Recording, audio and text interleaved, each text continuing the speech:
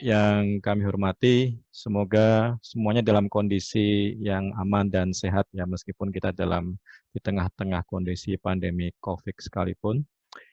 Sampai sekarang belum ada yang bisa memastikan sampai kapan kondisi pandemi ini akan berlangsung, meskipun sudah banyak peneliti yang mencoba membuat prediksi-prediksi. Dengan demikian, setidaknya untuk sekarang ini dan beberapa bulan ke depan, kita masih harus mengantisipasi situasi yang belum normal seperti sekarang ini. Nah, implikasinya kita masih terus harus melakukan penyesuaian atas berbagai aktivitas keseharian kita, termasuk di kampus, baik terkait pendidikan, penelitian, maupun pengabdian. Nah, dalam konteks penelitian dan publikasi, kita juga perlu menyesuaikan dengan kondisi di mana belum memungkinkan untuk melakukan riset-riset, terutama di lapangan.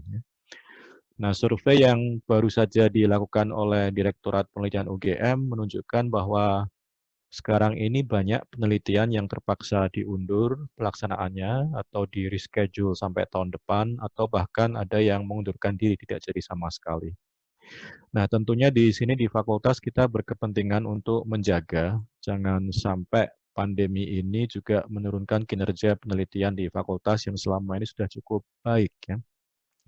Nah, untuk itulah kita perlu melihat berbagai peluang-peluang penelitian yang bisa dilakukan tanpa perlu mengumpulkan data secara langsung. Nah, dalam hal ini kita bersyukur kita punya HDSS yang sudah mengakumulasi data selama 5 tahun lebih.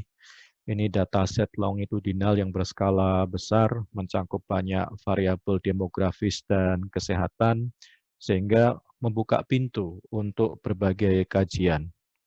Nah, sehingga dataset HDSS ini menjadi salah satu solusi bagi kita untuk dapat terus meneliti dalam kondisi work from home atau ya research from home sekalipun. Sekaligus solusi bagi mahasiswa-mahasiswa di FKK MKUGM yang tidak jadi dapat turun ke lapangan untuk pengumpulan data. Nah, untuk itulah pada kesempatan ini kita akan memulai rangkaian workshop pemanfaatan data HDSS yang akan difasilitasi oleh tim HDSS. Ini bukan pertama kalinya workshop pemanfaatan data HDSS dilakukan, tapi ini baru pertama kalinya setahu saya dilakukan sepenuhnya online ya. Jadi COVID ini hikmahnya juga memaksa kita untuk melakukan inovasi-inovasi dalam metode workshop yang selama ini kita lebih sering mengandalkan tatap muka. Meskipun baru pertama kali, saya yakin sudah dipersiapkan dengan sebaik-baiknya sehingga insya Allah akan tetap efektif dan ini alhamdulillah pesertanya cukup banyak, 130 lebih tadi yang terdaftar dan yang sudah masuk juga 100 lebih. Dan untuk itu saya mengucapkan terima kasih pada Bu Fatwa dan tim yang telah berinisiatif untuk menyelenggarakan workshop ini dan bekerja keras untuk mempersiapkannya di sela-sela kesibukan-kesibukan selama work from home ini. Terima kasih juga untuk semua peserta yang telah menyempatkan untuk mengikuti workshop ini dan insya Allah akan turut meningkatkan pemanfaatan data HDSS sekaligus juga turut menjaga kinerja penelitian FKKM KUGM di masa pandemi COVID sekalipun. Saya kira itu yang ingin saya sampaikan sebagai pengantar. Selanjutnya, supaya workshop ini berjalan dengan lancar dan diberkahi oleh Allah Subhanahu wa Ta'ala, marilah kita awali bersama dengan membaca basmalah. Bismillahirrahmanirrahim. Kurang lebihnya mohon maaf. Assalamualaikum warahmatullahi wabarakatuh. Saya kembalikan ke MC. Waalaikumsalam warahmatullahi wabarakatuh. Terima kasih banyak Dr. Yodi atas sambutan yang diberikan. Jadi pandemi yang belum ada prediksi kapan berakhir ini dan juga penelitian yang terus didorong tanpa mengumpulkan masa untuk itu, HDSS Sleman hadir menjadi salah satu solusi. Baik, sebelum memulai materi pertama, saya akan menyampaikan aturan pada kegiatan sekarang ini. Jika nanti selama materi Bapak Ibu ingin bertanya, silakan dapat mengetik pertanyaan di kolom chat yang nanti akan didiskusikan ketika sesi tanya jawab. Nah, untuk itu acara selanjutnya adalah pengenalan HDSS Sleman oleh Dr. Fatwa Sari Tetradewi. Beliau adalah Kepala HDSS Sleman. Kepada yang terhormat Dr. Fatwa, kami persilahkan.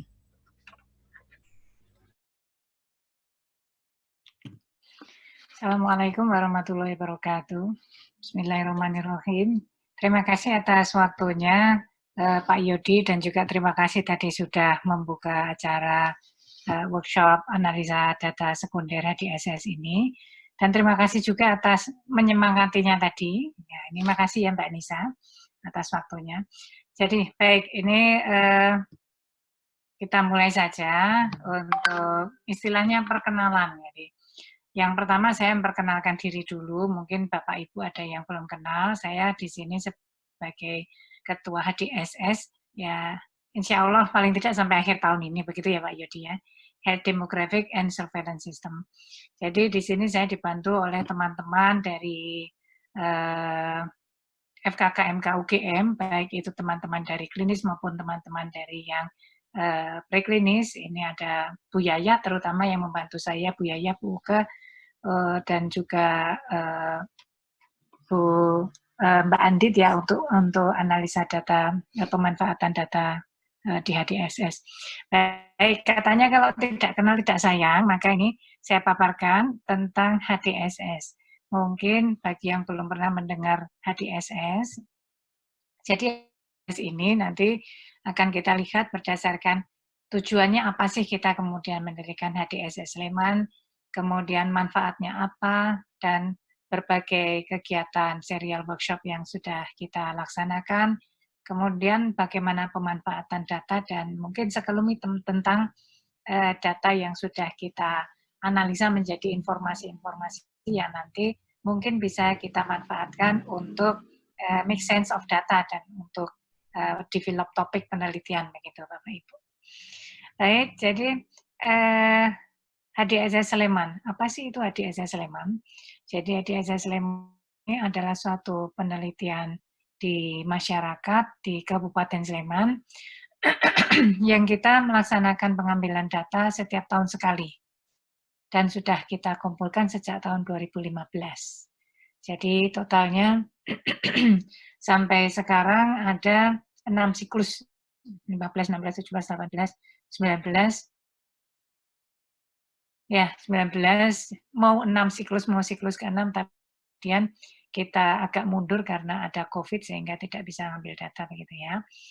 Kemudian HDSS Sleman ini sebagai gambaran seberapa besar data yang kita kumpulkan, kita melibatkan 5.000-an responden rumah tangga, jadi unit kunjungannya adalah rumah tangga, tetapi kemudian kita menanyakan semua anggota rumah tangganya melalui kepala rumah tangga atau orang yang kemudian mengetahui tentang kondisi di rumah tangganya. Jadi totally individual yang kemudian kita follow up itu adalah sebesar kurang lebih 19.000 atau hampir 20.000 orang. Ada beberapa modul yang kemudian kita bertanyanya langsung kepada individu yang bersangkutan, manakala kemudian kita ambil subsampel. Jadi subsampel ini ada yang bersifat subsampel yang rutin dan ada yang bersifat subsampel yang penelitian tersarang atau nested begitu. Baik, HDSS Sleman ini diinisiasi dan dibiayai oleh sepenuhnya oleh Fakultas Kedokteran, tapi kemudian inisiasinya dan juga keberlangsungannya, pelaksanaannya ini banyak didukung oleh Pemkab Sleman. Jadi tujuan kami menyelenggarakan HDSS ini adalah kemudian kita bisa mengumpulkan data yang sifatnya longitudinal terus-menerus, sehingga kita bisa memotret bagaimana kondisi status kesehatan maupun berbagai hal tentang pelayanan kesehatan yang ada di Kabupaten Sleman yang berguna untuk kemudian informasi kepada pembuat kebijakan dan juga bisa sebagai database yang bisa kita manfaatkan untuk penelitian.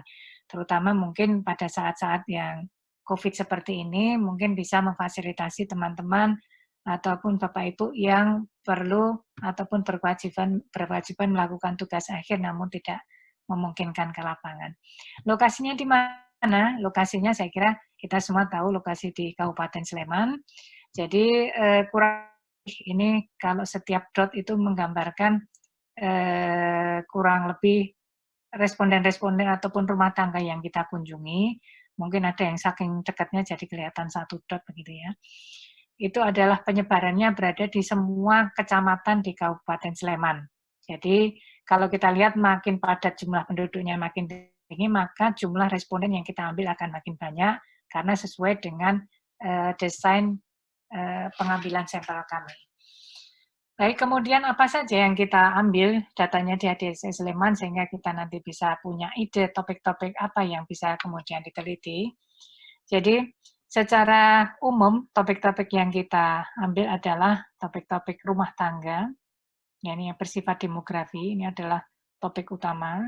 Kemudian ada topik-topik yang terkait dengan masalah kesehatan, yaitu kesehatan ibu anak, kesehatan reproduksi, penyakit menular, penyakit tidak menular, dan juga ada yang tentang pelayanan kesehatan, dan juga satu lagi tentang penyebab kematian. Ya, ini mungkin yang salah satu yang sulit dicari di penelitian-penelitian longitudinal yang lain. Kita sudah mengumpulkan data penyebab kematian dengan cara verbal otopsi. Jadi yang kita otopsi adalah dari bukan tetangga ya, orang dekat dari yang meninggal tersebut. Kemudian kita tanya berbagai gejala-gejala, kondisi-kondisi sebelum dia meninggal, sehingga kemudian kita masukkan ke dalam satu software dan bisa dianalisa lebih lanjut, sehingga sudah ketahuan secara otomatis meninggalnya diagnosanya karena apa. Kemudian di dalam modul ataupun topik rumah tangga ini ada yang bersifat demografi, ini selalu kita ambil setiap tahun, jadi di sebelah kanan ini adalah waktu pengumpulan datanya. Ada yang bersifat setiap tahun kita ambil, ada juga yang kemudian tidak setiap tahun kita ambil, tergantung dengan karakter kemungkinan perubahan variabel yang kita ambil tersebut. Jadi seperti misalnya untuk penyakit tidak menular, ini kita tidak perlu mengambilnya setiap tahun, tetapi kemudian kita beri jangka waktu karena tidak akan banyak terjadi perubahan morbiditas penyakit tidak menular dalam waktu 1 tahun. Oke, kemudian di sini kita lihat lagi selain demografi yang kita ambil secara rutin adalah penyakit menular, karena kalau penyakit menular ini relatif perubahannya relatif dinamis, dan verbal otopsi juga kita ambil, verbal otopsi dan cedera.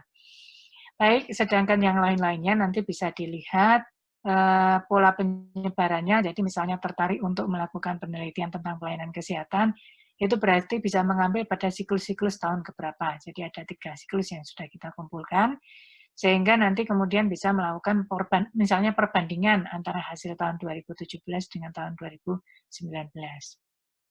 Baik, yang berikutnya siapa-siapa saja yang kemudian kami libatkan dalam pengelolaan.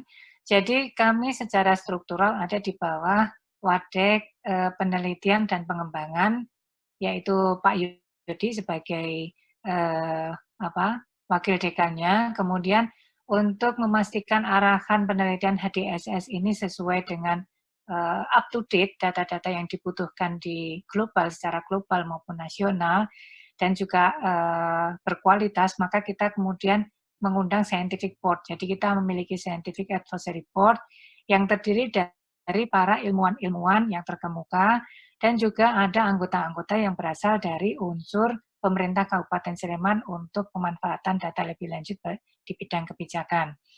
Selain itu, kami juga ada tim manajemen di sebelah kanan ini, tim manajemen yang kemudian terdiri dari 4 divisi utama, yaitu divisi data collection, kemudian data utilization. Ini ada Bu Yayah, Bu Emma, maaf ya, Bu Yayah, Bu Emma. Ini tadi Bu Emma belum tersebut. Bu Yayah, Bu Emma, Bu Brakmandita, dan juga Bu Yayu Artriantri. Kemudian di stakeholder engagement ada Pak Lutfan dan teman-teman, dan ada quality control di bawah komando Bu Ifta, dan untuk data collection ini di bawah komando Bu Prima. Kemudian dari manajemen sendiri ada saya sendiri, dan juga ada Bu Egi dari pediatri, dan ada Mbak Nia yang untuk membackup dari sisi kelangsungan proyeknya atau project manajernya. Kemudian dari sisi investigator, kita ada beberapa teman-teman yang berasal dari baik itu klinisi maupun bukan klinisi yang merupakan expert di bidang-bidang modul-modul utama yang kami jalankan. Jadi para peneliti-peneliti tersebut, expert tersebut bertugas untuk memastikan bahwa alat ukur yang kita pakai itu kemudian sesuai dengan standar minimal nasional, bahkan bila mungkin standar internasional, sehingga nanti kalau kita mau melakukan perbandingan antar penelitian bisa jauh lebih mudah untuk diinferensikan. Kemudian bagaimana manfaat HDSS Sleman ini? Ini selain untuk memantau data kesehatan dan faktor-faktornya, kita bisa melakukan analisa penyakit. Ya, ini biasanya studi epidemiologi. berdasarkan waktu, tempat, dan orang, dan juga bisa bersifat longitudinal ya. Ini yang longitudinal dari sisi waktu ini kita bisa melihat pola perubahannya. Itu yang kemudian menjadi salah satu hal menarik, titik pokok menarik, kalau kita kemudian sulit untuk mencari data yang sifatnya longitudinal, tapi mengumpulkan sendiri biasanya dari sisi waktu penelitian, kita tidak memungkinkan, apalagi kalau untuk tugas akhir. Kemudian kita juga menyediakan data sebagai acuan untuk intervensi. Jadi kalau kita mau melakukan intervensi tetapi tidak tahu siapa orang per orangnya by name yang kemudian perlu kita intervensi. Misalnya saya mau melakukan intervensi pada lansia berusia lebih dari 60 tahun yang tinggal di Kecamatan Depok, ya ini akan sangat sulit bagi kita untuk bisa melacak, maka kita di ADSS bisa menyediakan datanya. Jadi kita juga ada satu penelitian yang sifatnya ke arah dari itu tadi. Kemudian memfasilitasi penelitian-penelitian di populasi, kalau kita memiliki penelitian yang bersifat pengambilan data primer, ya ini kemudian bisa kita kombinasikan dengan data-data yang ada di ADSS, jadi kita bisa meminta untuk kemudian mengambilkan data primer tambahan bagi penelitian-penelitian yang sesuai dengan desain dan sesuai untuk menjawab pertanyaan penelitian kita. Ya, ini namanya adalah penelitian yang sifatnya nested atau tersarang yang tadi saya sebutkan. Kemudian yang kelima yang kemudian akan kita tegaskan dalam pertemuan ini adalah memfasilitasi pemanfaatan data sekunder yang sudah kita kumpulkan. Jadi tujuan penyelenggaraan workshop kali ini adalah kami ingin perkenalkan HDSS Sleman kepada seluruh sivitas akademik, FKKMK, dan mendorong pemanfaatan data. Kemudian yang terutama kami targetkan adalah bisa menghasilkan manuskrip dari pemanfaatan data HDSS Sleman.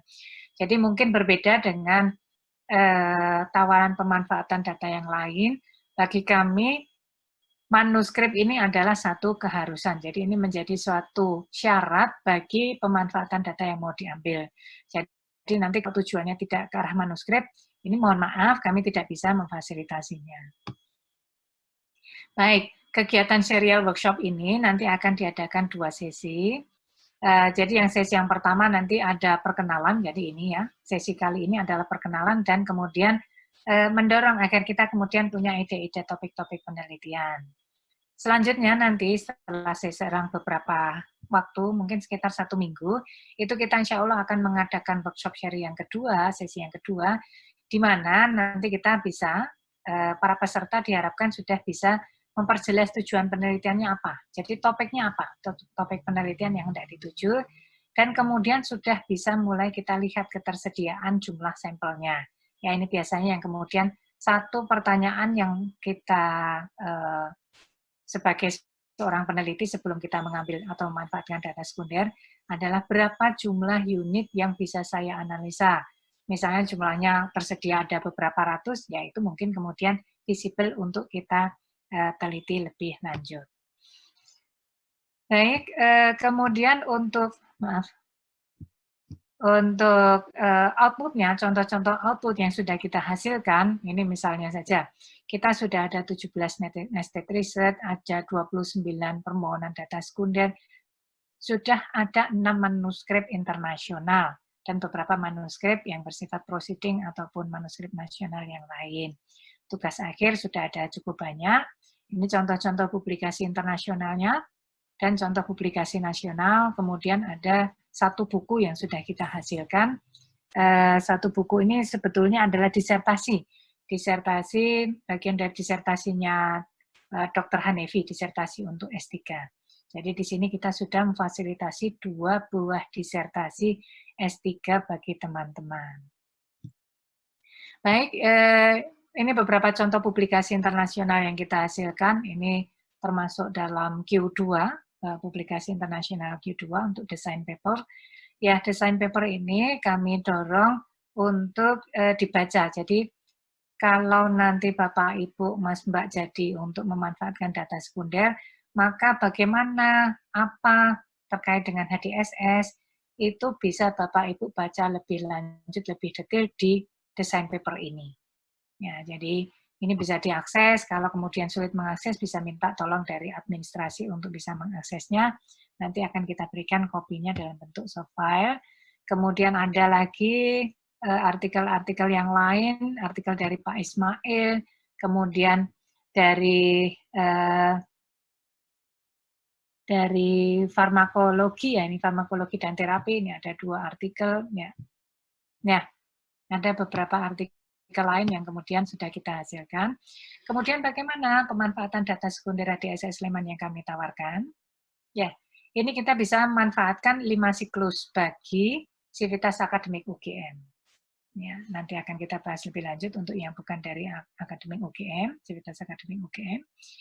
Dengan syarat peneliti berkomitmen dalam mempublikasikan jurnalnya dalam jangka waktu 6 bulan setelah data diterima.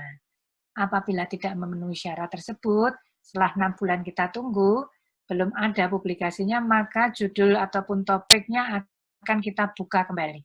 Jadi sistemnya seperti itu. Kalau kemudian sudah kemudian istilahnya kita blok, ada satu topik kita blok begitu, itu akan kita blok selama 6 bulan untuk memberikan waktu bagi analisa sampai kemudian jurnal bisa submit ke satu jurnal begitu ya, dalam waktu 6 bulan. Tapi setelah 6 bulan kalau tidak ada kabar, kita kontak belum bisa kemudian melakukan menunjukkan bukti submitnya, maka itu kemudian kita buka. Resikonya nanti topiknya bisa diambil oleh orang lain, dan itu kemudian ya berarti kalau untuk tugas akhir berarti harus memulai dari awal lagi. Ya, ini yang kemudian perlu untuk kita sadari bersama, ada requirement seperti itu. Ya, untuk hal yang lain kita juga memfasilitasi untuk membuat surat rekomendasi penggunaan data khususnya untuk ethical clearance. Jadi akan ada surat kayak semacam surat rekomendasi begitu, surat yang itu akan mempermudah untuk sisi ethical clearance-nya karena datanya sudah kita mintakan secara bersama-sama di Ethical Clearance Board pada waktu pengambilan data pertama di HDSS. Baik, kemudian bagi peserta yang di luar Sivitas Akademik FKKMK, ini perlu ada pembimbing dari dosen FKKMK, dan data yang bisa digunakan adalah hingga sampai tahun 2019 saja. Bagaimana alur permintaan data sekunder HDSS Sleman? Ini yang pertama, maaf ini Mbak Nisa, waktu saya masih berapa menit ya? Masih Bu, sampai 9.50 masih 20 menit lagi. Masih 20 menit lagi, baik. Oke, terima kasih Mbak Nisa. Untuk alur permintaan data sekunder HDSS Sleman, ini mohon nanti menyiapkan syarat-syarat permintaan data. Jadi ada form permintaan data HDSS bisa di-download dari website HDSS, kemudian rencana analisa atau proposalnya dan fotokopi KTP. Ya, rencana analisa atau proposal ini mungkin tidak terlalu tidak serigid yang ada di requirement akademik, tetapi kita membutuhkan ada rencana analisa, rencana ataupun proposal penelitiannya seperti apa. Nanti bisa melihat contohnya di administrasi yang seperti apa yang kita butuhkan, dan itu kemudian diserahkan kepada HDSS berdasarkan 3 hal ini, kemudian kita akan melakukan kajian. Ya, dikirimkan, benar tadi. Ya, dikirimkan ke sekretariat HDSS, ini bisa secara email, ya.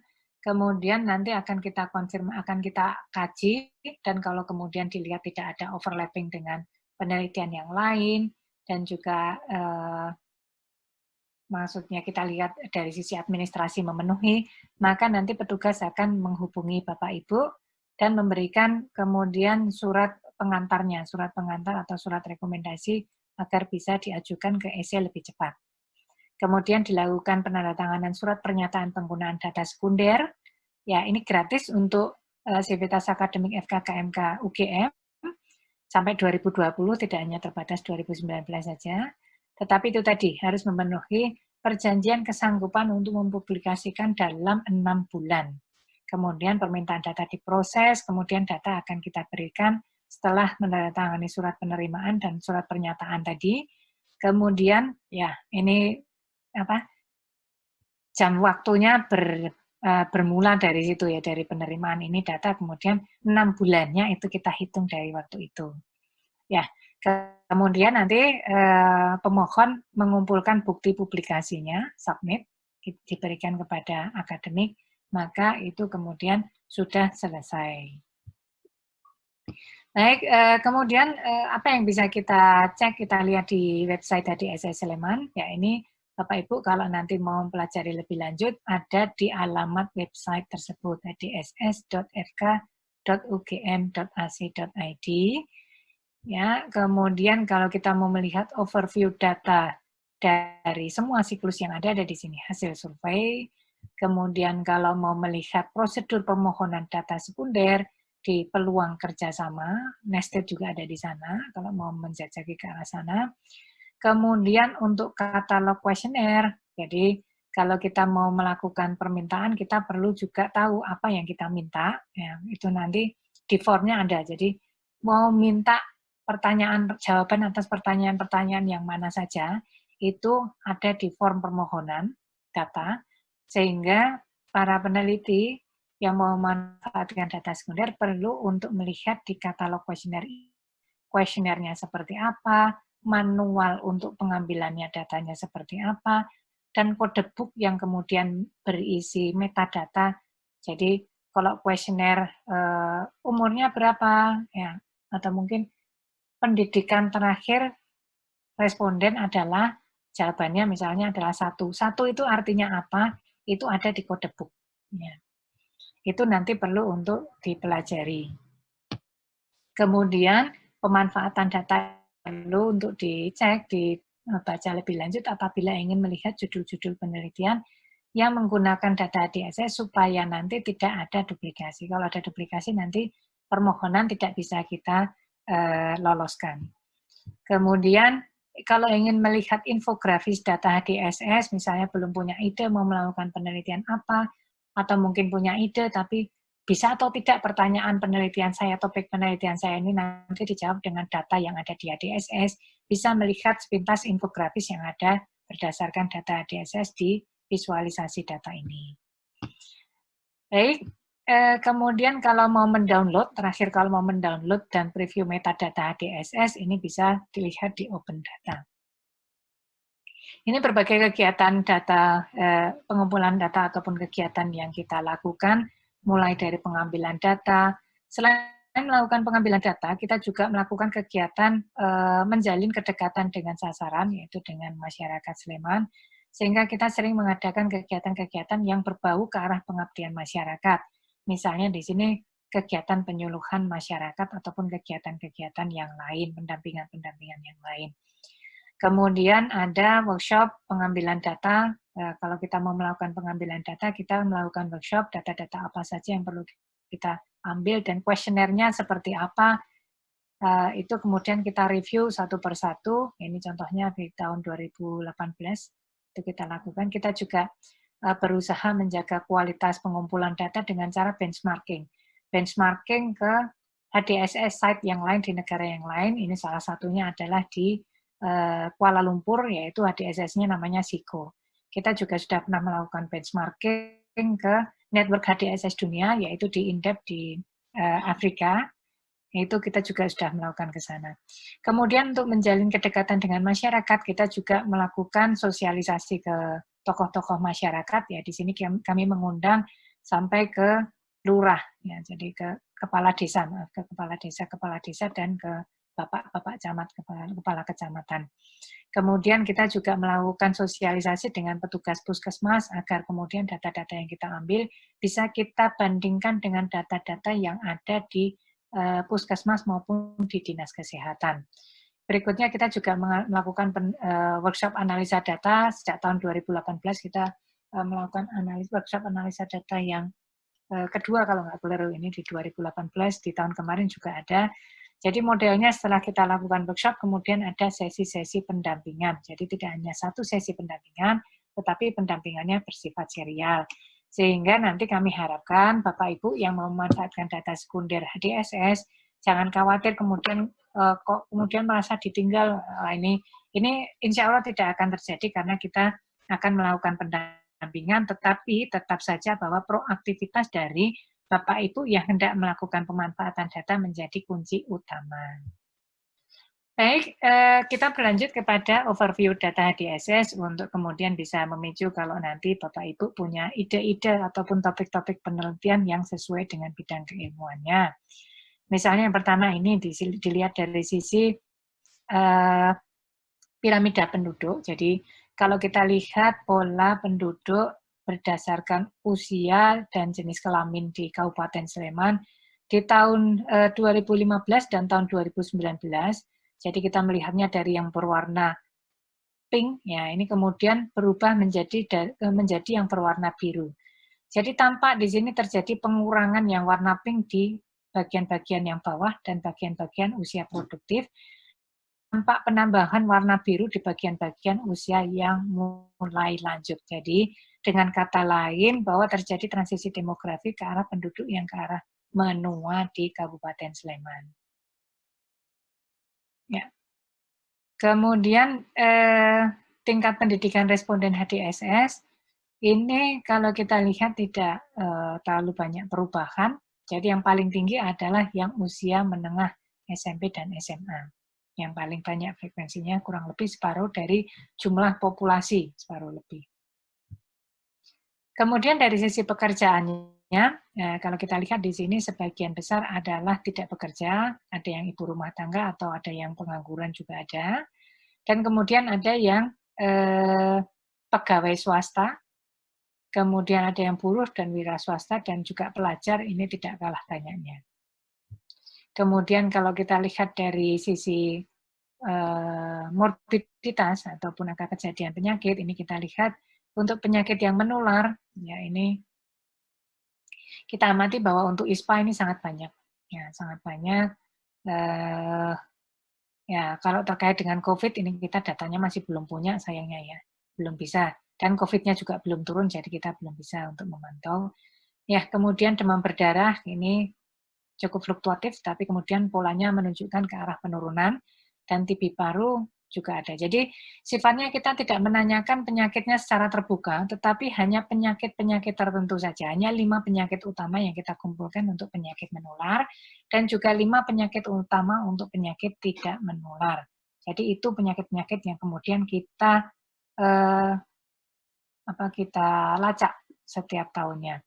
Untuk penyakit menular yang dari 25 tahun kita pengumpulan datanya, ini ada yang dikumpulkan data dari responden utama atau rumah tangga, dan ada yang diambil datanya dari yang bersangkutan, tentu kualitasnya akan berbeda. Jadi tahun 2016 kita ngambil datanya dari rumah tangga, yang terbanyak di sini hipertensi, ini sama terbanyak, tetapi mungkin angkanya berbeda, karena teknik pengambilan datanya berbeda, sehingga angka berbeda bukan merupakan suatu hal yang aneh. Kemudian kalau dilihat di sini diabetes mellitus ya menjadi yang cukup banyak. Kemudian angina ini kita tanyakan berdasarkan gejala-gejala yang dialami begitu, tapi bukan berdasarkan pemeriksaan laboratorium. Ya, sekali lagi ini bukan pemeriksaan laboratorium, begitu juga dengan diabetes. Kemudian stroke, ini ada cukup banyak juga stroke dan PPOK. Ya, ini kita ambil berdasarkan wawancara juga. Ya. Baik, faktor risiko penyakit tidak menular kalau kita lihat di sini. Kemudian yang presentase merokok, responden merokok ini perokok aktif ya cukup banyak. Ya, mantan perokok kalau kita gabungkan ini ada sekitar 30 ya, yang kemudian aktif ada sekitar 20. Kemudian konsumsi buah dan sayur yang asupannya cukup, hanya sedikit sekali, sekitar 1/5 dari populasi. Sedangkan aktivitas fisik ini yang kemudian kurang, ini sedang dan kurang, ini relatif kemudian 1/4-nya kurang lebihnya. Baik, kemudian untuk angka kematian yang kita yang kita koreksi menurut kelompok umur ASDR, age specific death rate, ya kita bagi menurut kelompok umur. Di sini yang paling banyak tentu memang yang usia tua, usia 65 tahun ke atas, ini agak berfluktuasi. Kemudian pada usia diikuti dengan usia yang menengah gitu. Dan kemudian yang paling sedikit adalah yang usia 5-14 tahun, tapi ini tentu tergantung pola penyakitnya, nanti bisa dianalisa lebih lanjut. Ya. Kemudian 10 penyebab kematian tertinggi, ya ini masih dicampur antara kelompok usia. Ini yang paling banyak adalah stroke, ya tadi maklum karena kematian terbanyak adalah kelompok usia yang lansia, maka penyebab-penyebab kematiannya kemudian memang cenderung condong kepada penyakit yang tidak menular. Kalau kita stratifikasi menurut kelompok umur, mungkin nanti akan berbeda penyebab kematiannya. Ya, yang paling banyak adalah stroke, kemudian cardiac disease, kemudian acute respiratory infection, termasuk pneumonia, ya, kemudian ada COPD, ya, dan seterusnya. Ya.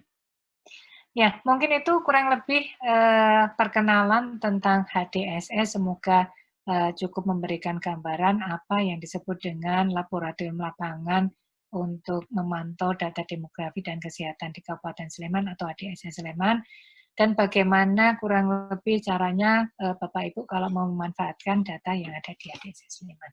Untuk kurang dan lebihnya saya mohon maaf, nanti kita bisa diskusikan kalau misalnya ada pertanyaan-pertanyaan lebih lanjut. Terima kasih. Wassalamualaikum warahmatullahi wabarakatuh.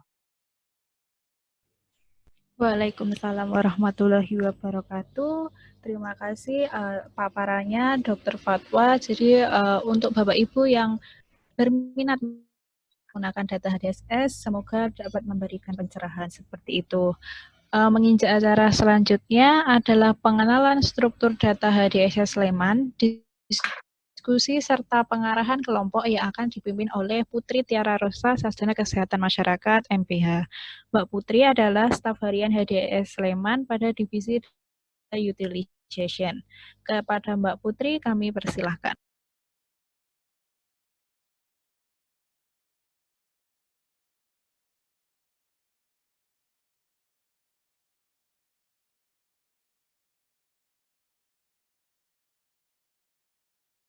Terima kasih Mbak Nisa. Assalamualaikum warahmatullahi wabarakatuh. Perkenalkan Bapak Ibu sekalian, saya Putri, saya adalah staf harian di Divisi Pemanfaatan Data HDSS. Mohon izin untuk menyampaikan terkait perkenalan data HDSS Sleman.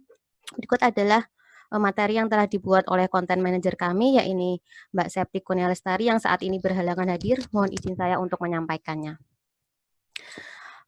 Dalam ilustrasi di sini bisa kita lihat bahwa data HDSS terdiri dari beberapa klaster. Setiap klaster terdiri dari beberapa rumah tangga, di mana setiap rumah tangga ini terdiri dari beberapa anggota rumah tangga yang nanti akan kita singkat dengan sebutan ART. Kemudian pada level ART di sini, kami akan menanyakan terkait modul-modul seperti modul demografi, kemudian penyakit tidak menular, penyakit menular, dan lain sebagainya. Dan di tingkat di sini ada kotak bayi. Kita akan memiliki data bayi ketika ada perempuan berusia 25-64 tahun di dalam rumah tangga HDSS Bapak Ibu. Jadi ketika perempuan tersebut melahirkan anak, maka kita memiliki data terkait kelahiran bayi tersebut. Namun jika bayi tersebut ada ketika ibunya atau ART ini di luar HDSS, maka kita tidak memiliki datanya. Kemudian jika dalam rumah tangga tersebut terdapat balita, di sini ada balita, maka akan kita tanyakan kepada pengasuh utamanya terkait modul bayi balita, yaitu terkait imunisasi, ASI, MPASI, dan lain sebagainya. Di sini yang menjawab pertanyaan adalah pengasuh utama. Kemudian kami juga memiliki data individual panel, yaitu setiap rumah tangga akan kami ambil salah satu anggota rumah tangga yang berusia 25-64 tahun. Jadi dalam ilustrasi ini bisa kita lihat bahwa di rumah tangga 1 terdapat ART berusia 25-64 tahun. Maka kita ambil dengan metode case sampling dan mereka menjadi individual panel seperti itu. Kalau dari ilustrasi ini di rumah tangga 1 dan rumah tangga 2 terdapat ART berusia rentang 25 sampai 64. Jadi dalam rumah tangga tersebut terdapat individual panel, namun dalam rumah tangga 3 tidak ada individu tersebut. Otomatis dalam data rumah tangga ketiga tidak ada data terkait individual panel seperti itu. Kemudian untuk sampel desain HDSS sendiri tadi sudah disampaikan Bu Fatwa, kami menggunakan two-stage cluster sampling dengan probability proportional to size. Kami memiliki 216 blok sensus di seluruh kecamatan Kabupaten Sleman. Untuk data awalnya kami memiliki sekitar, mohon maaf, lebih dari 20.000 individu, hampir 20.000 individu dengan total lebih dari 5.000 rumah tangga. Kemudian setiap tahunnya ini ada beberapa drop out rumah tangganya. Namun di siklus ketiga kami melakukan rekrutmen baru untuk menjaga agar minimal sampel rumah tangga terpenuhi. Hingga saat ini pada tahun 2019 kami memiliki 4.889 rumah tangga dengan total individu lebih dari 20.000 seperti itu. Kemudian untuk respon rate sendiri hingga HDSS siklus 5 kami masih memiliki sekitar 90% dari data rumah tangga di baseline awal. Jadi masih cukup banyak Bapak Ibu. Untuk tipe kuesioner sendiri di HDSS ada dua. Yang pertama adalah kuesioner rumah tangga. Kuesioner rumah tangga ini akan dijawab oleh responden utama. Biasanya responden utama ini adalah kepala rumah tangga atau anggota rumah tangga yang berusia lebih dari 18 tahun yang mereka sangat mengerti akan kondisi anggota rumah tangga yang lain. Kemudian kami juga memiliki kuesioner individu, di mana kuesioner ini langsung dijawab oleh individu yang bersangkutan. Contohnya tadi Bapak Ibu, jadi ada individual panel, itu yang menjawab adalah individu yang bersangkutan sendiri. Kemudian di sini akan menyampaikan terkait level data. Jadi ada dua level data di HDSS. Yang pertama adalah level data rumah tangga. Jika kita melihat ilustrasi rumah di sini, satu rumah terdiri dari beberapa individu. Untuk data level rumah tangga sendiri berisi informasi umum. Informasi ini dapat diterapkan untuk semua anggota rumah tangganya. Seperti contohnya kalau di data HDSS untuk data rumah tangga ini adalah terkait konsumsi bahan pangan keluarga dan status sosial ekonomi. Data ini kami dapatkan dari sumber kuesioner rumah tangga. Kemudian untuk data level individu, ciri-cirinya adalah data ini memiliki datanya sendiri seperti data demografi, umur, jenis kelamin, kemudian terkait diagnosis penyakit menular, penyakit tidak menular, dan lain sebagainya. Untuk sumbernya, ini bisa berasal dari kuesioner rumah tangga yang menanyakan terkait individu dan kuesioner individu itu sendiri. Kemudian di sini akan saya sampaikan terkait modul kuesioner data level individu menggunakan modul rumah tangga. Contoh modulnya adalah yang ditanyakan kepada seluruh anggota rumah tangga adalah terkait demografi, kemudian penyakit menular, penyakit tidak menular, akses pemanfaatan pelayanan kesehatan, disabilitas, dan kesehatan jiwa. Kemudian yang lain kita juga memiliki KRP. KRP di sini ditanyakan kepada anggota rumah tangga yang berusia 15 sampai 49 tahun dan mereka pernah menikah. Akan ditanyakan terkait modul kesehatan reproduksi. Selanjutnya, jika ada ART berusia 0 sampai 59 bulan, kami juga akan menanyakan terkait modul kesehatan bayi dan balita, imunisasi, kemudian ada screening Hisprung. Ini kami mengambilnya di siklus 5 tahun 2019. Selanjutnya, ketika ada ART berusia 0 sampai 23 bulan, kami juga akan menanyakan terkait modul ASM, ya ini ASI dan imunisasi. Untuk yang dibuat ini adalah singkatan dari modul-modul kami, Bapak Ibu. Kemudian untuk tipe kuesioner individu sendiri, jika yang menjadi responden utama adalah ART berusia 18 sampai 24 tahun, maka akan kita tanyakan terkait pengetahuan HIV dan AIDS. Ini ada di HDSS siklus 2 Bapak Ibu. Kemudian yang terakhir juga ada ini terkait makanan beresiko, ini hanya dijawab oleh responden utama. Jadi dalam satu keluarga yang menjawab hanya satu, yaitu responden utamanya. Kemudian ini ada data level individu dengan tipe kuesioner individu. Jadi tipe kuesioner ini dikhususkan untuk data individual panel. Jadi tadi kan sudah dipilih dalam satu rumah tangga, terpilih ART yang berusia 25-64 tahun, maka mereka ditetapkan sebagai individual panel.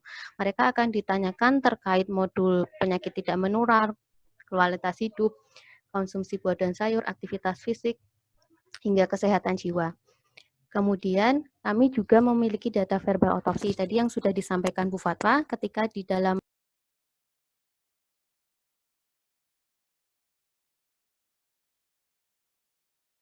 mohon maaf Bapak Ibu tadi terputus sebentar.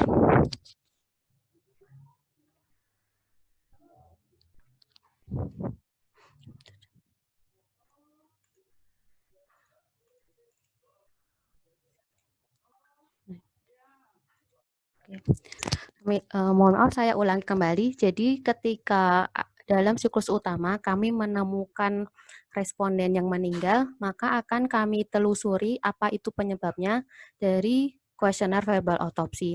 Di sini kami menanyakan terkait penyebab kematiannya kepada keluarga terdekatnya. Di sini adalah salah satu contoh dari modul pertanyaan terkait penyakit menular. Jadi kalau dilihat dalam gambar ini, satu modul ini terdapat pertanyaan terkait level rumah tangga dan level individu. Kalau level rumah tangga kita bisa lihat di PM01 ini Bapak Ibu. Jadi pertanyaannya terkait apakah ada anggota rumah tangga yang menderita penyakit apa, seperti itu. Jadi tujuan dari adanya level individu ini untuk melakukan filter. Jika ada, maka akan kita lanjut ke pertanyaan siapakah yang sakit, tolong dituliskan nomor urutnya seperti itu. Jadi nanti semisal ingin meminta data rumah tangga pun kita ada, untuk data individu kita juga ada untuk per orangnya seperti itu. Kemudian ini kita tekankan bahwa data dari individual panel tidak selalu dapat diekstrapolasi ke level rumah tangga. Seperti contoh tadi, untuk individual panel hanya kita pilih satu ART dari satu rumah tangga. Jika pertanyaannya adalah apakah Bapak atau Ibu merokok, jika jawaban responden dia perokok aktif, maka kita di sini bisa menjawab kalau dalam rumah tangga tersebut ada perokok. Ini benar.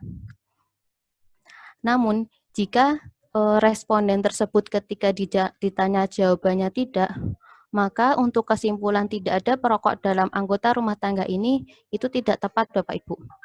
Karena di sini bisa kita ilustrasikan, semisal dalam satu rumah tangga terdapat 5 anggota rumah tangga. Hanya satu ART yang ditanya terkait status merokoknya. 4 lainnya tidak ditanya. Ketika yang ditanya ini jawabannya bukan perokok, maka kita tidak bisa menyimpulkan tidak ada perokok, karena 4 yang lain kita tidak mengetahui status perokok anggota rumah tangga yang lain seperti itu. Kemudian untuk menjaga kualitas data sendiri dari HDSS, kami memastikan bahwa yang menjawab pertanyaan itu adalah responden utama. Jadi responden utama di sini biasanya adalah tadi kepala rumah tangga atau anggota rumah tangga yang berusia lebih dari 18 tahun yang mereka sangat mengerti terkait kondisi kesehatan dan apapun itu demografi anggota keluarganya. Kemudian kami juga akan menanyakan langsung kepada responden yang bersangkutan jika ketika yang diwawancara itu ada ketika saat kunjungan HDSS. Kemudian yang terakhir kita juga melakukan cleaning data. Jadi ketika ada data yang aneh, kita temukan aneh, ini kita akan langsung konfirmasi ke responden lagi. Sebenarnya jawabannya apa? Nanti akan kita perbaiki.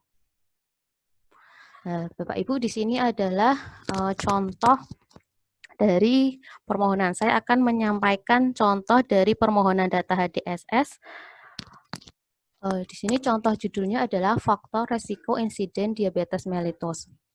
Metodenya adalah panel, kemudian outcome-nya adalah peneliti ingin melihat status DM dari responden. Jika dilihat dari data HDSS sendiri, untuk PTM atau fokus ke DM, terdapat dua siklus, yaitu di siklus 2 dan siklus 3. Yang mana yang akan dipakai? Sebenarnya dua-duanya bisa dipakai. Ini adalah contoh, saya berikan contoh permohonannya. Jadi di sini kita ingin populasinya adalah responden HDSS. Kemudian kriteria inklusinya adalah responden usia lebih dari 15 tahun. Kita tidak menginginkan adanya kriteria eksklusi. Kemudian variabel yang ingin kita gunakan adalah DM di siklus 2. DM ini dalam modul HDSS yang sudah kami berikan kepada Bapak Ibu kemarin setelah mendaftar, ada di siklus 2. Kemudian bisa kita lihat kode variabelnya itu apa. Kalau DM itu PTM 03 dan PTM 04. Bisa kita perjelas di sini. Kemudian untuk DM di siklus 3, kita bisa melihatnya di kuesioner siklus 3 dengan kode variabel Q4022 sampai 4024. Di situ terlihat jelas jika kita melihat kuesioner di mana letak dari DM. Kemudian untuk usia, kita bisa menggunakan usia di siklus 2 dan siklus 3 karena DM-nya kita memohon di siklus 2 dan 3. Untuk kode usia sendiri ART 06. Jadi terkait data demografi, usia, status pernikahan, pendidikan, pekerjaan ini bisa diminta selama 2 siklus 2 dan 3. Namun jenis kelamin ini kan tetap ya, jadi di siklus 2 tidak masalah ART 04. Kemudian semisal peneliti juga menambahkan terkait data disabilitas. Di sini kodenya adalah DIF 01 sampai DIF 02. Kemudian ditambah lokasi. Nah, ini adalah contoh gambaran form permohonan dari peneliti kepada HDSS. Di sini nanti kita tuliskan respon populasinya siapa, kriteria inklusinya seperti apa, minimal sampelnya berapa. Biasanya di sini dituliskan, kalau belum tahu tulis saja all sampel seperti itu. Kemudian untuk siklusnya di sini harus jelas di siklus berapa yang diminta karena datanya begitu banyak. Jadi peneliti juga harus fokus yang diminta itu siklus berapa, siklus 1, 2, 3, atau berapapun itu. Kemudian untuk nama variabelnya ini bisa dituliskan kodenya, kode variabel. Kenapa tidak dituliskan DM? Karena ini untuk memudahkan dari tim data HDSS sendiri. Sebenarnya yang diminta DM ini kode yang mana? Karena ada banyak kode Bapak Ibu, jadi tetap harus dituliskan spesifik kodenya itu seperti apa. Ketika Bapak Ibu sudah melakukan permohonan seperti ini, kemudian akan direview oleh peneliti, dan ketika di ACC kami akan mempersiapkan datasetnya. Saya akan menampilkan contoh dataset permohonan ini. Sebentar.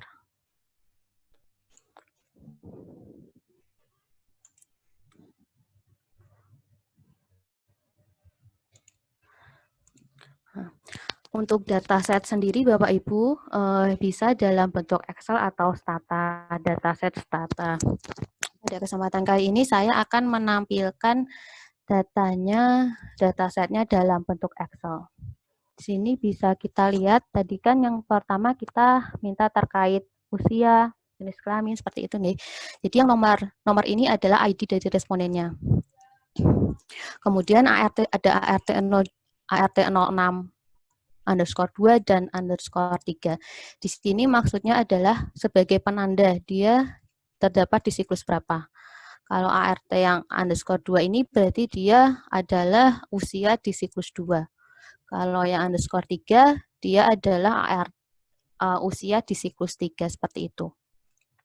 Kemudian sama tadi yang diminta untuk 2 siklus, ada usia, terus status pernikahan, pendidikan, pekerjaan, ini sama. Jadi kami akan menandainya dengan underscore. Kemudian ada lokasi. Untuk lokasi kami memiliki 2 kategori, desa dan kota. Kemudian di sini tadi kami tambahkan untuk DIF 01 ini adalah terkait apakah dalam rumah tangga ada anggota keluarga yang menderita, maksudnya disabilitas seperti itu. Ini untuk filter sama seperti yang tadi saya tampilkan di modul PM. Kemudian DIF 01A sampai 02E ini adalah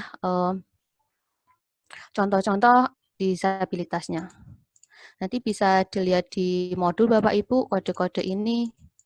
Nah, untuk semisal saya sudah memberikan dataset seperti ini. Untuk melihat kode-kode ini artinya apa, Bapak Ibu bisa melihat di mapping variabel yang sudah saya sampaikan kemarin di link materi workshop itu. Jadi di situ bisa dilihat arti dari kode-kode variabel ini apa. Kemudian yang PTM 03 ini adalah tadi status diabetes mellitus di siklus 2. Tadi kan kodenya PTM 03 dan 04. Nah, 03 ini adalah sebagai filter Bapak Ibu di rumah tangga. Apakah rumah tangga tersebut apakah dalam rumah tangga tersebut terdapat anggota rumah tangga yang sakit? Seperti itu, ini filternya. Kemudian di 03A ini adalah kondisi dari individu tersebut, apakah dia sakit atau tidak. Kemudian PTM 04 ini adalah terkait pengobatan. Jadi kalau dia ya akan di sini terisi. Nah, kemudian yang akan saya jelaskan di sini adalah tadi terkait data individual panel. Individual panel dimulai di siklus 3. Tidak semua responden di siklus 3 ditanya terkait individual panel, karena hanya responden yang terpilih yang ditanyakan terkait modul PTM. Nah, di sini bisa kita lihat bahwa ID nomor 1 bukan merupakan individual panel, sehingga mereka tidak memiliki data status DM-nya di siklus 3. Kemudian, jika kita lihat di ID nomor 2, di sini ID nomor 2 merupakan individual panel, karena terisi statusnya di kode DM siklus 3 seperti itu Bapak Ibu. Jadi berikut adalah gambaran ketika Bapak Ibu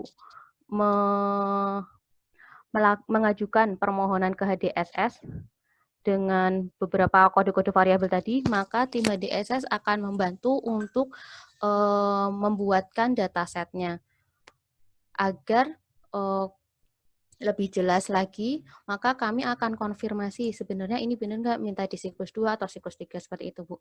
Jadi untuk memudahkan kami juga membuatkan datasetnya. Seperti itu. Mungkin sekian untuk struktur data. Akan saya lanjutkan untuk sesi tanya-jawab. Akan saya pandu, mohon maaf. Bagi Bapak Ibu yang ingin bertanya, silakan. Oh ya, ini sudah ada pertanyaan, saya bacakan, nggih. Tadi yang pertama,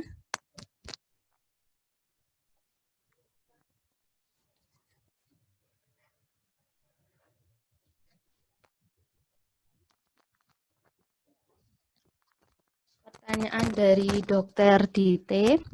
Apakah ada kriteria minimal untuk publikasi Bapak Ibu? Apakah harus terindeks Scopus? Mohon Bu Fata, Bu Jaja, atau pengelola lain bisa membantu menjawabnya. Terima kasih untuk pertanyaan yang pertama. Sampai sejauh ini belum ada kebijakan untuk publikasi terindeks Scopus. Jadi mau nasional mau internasional dipersilahkan asalkan ketentuan acknowledgement untuk HDSS dicantumkan dan itu sudah ada di ketentuan di website HDSS. Ini dengan Jaya. Terima kasih untuk pertanyaannya. Kemudian ini ada permohonan untuk mengulangi bagian struktur ART. Sebentar.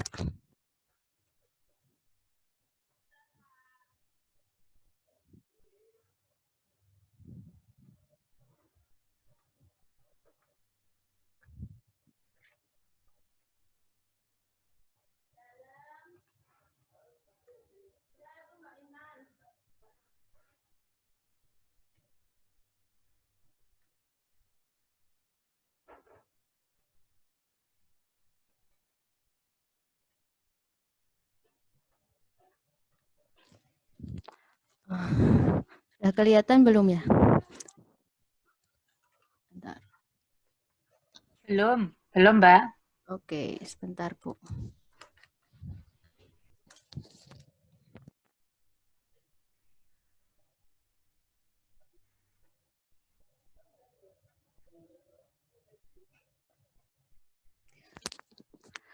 Sebentar sambil saya membuka ini, dilanjut pertanyaan dulu. Kemudian untuk selain Civitas, FKK, MK, UGM, apakah ada biayanya?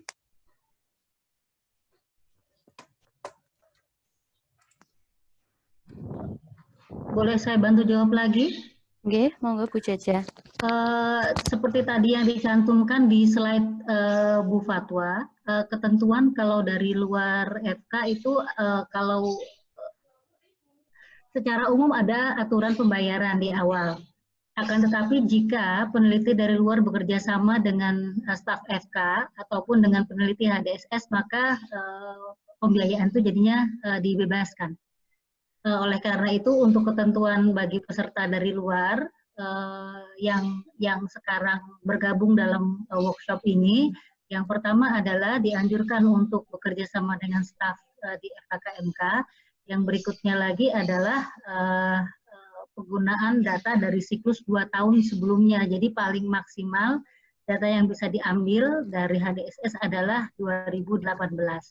Sementara dari Civitas FKKMK UGM tidak ada pembiayaan. Terima kasih.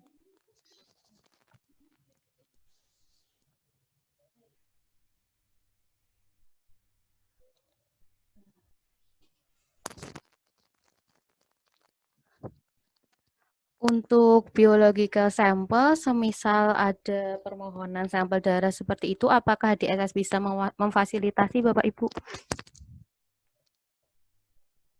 Ya, ini Bu Yayah ya. Monggo Bu Yayah.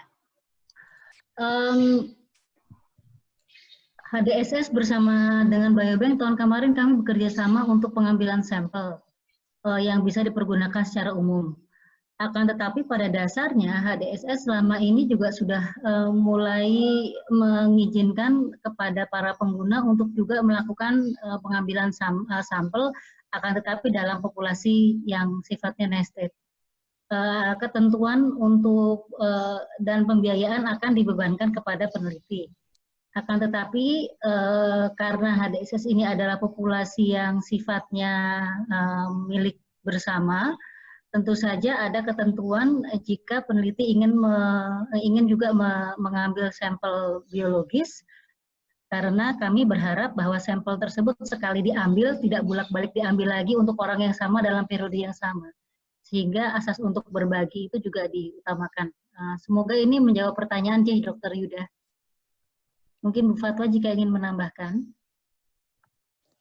Ya, saya kira itu tadi sudah disampaikan oleh Bu Yayah bahwa di sini untuk penelitian tersarang atau nested research itu data yang dihasilkan memang kemudian adalah untuk peneliti, kalau datanya bersifat wawancara ya, untuk penelitian nested, tapi kemudian setelah masa pemanfaatan datanya dianggap selesai, kita berharap kemudian ada kesepakatan bahwa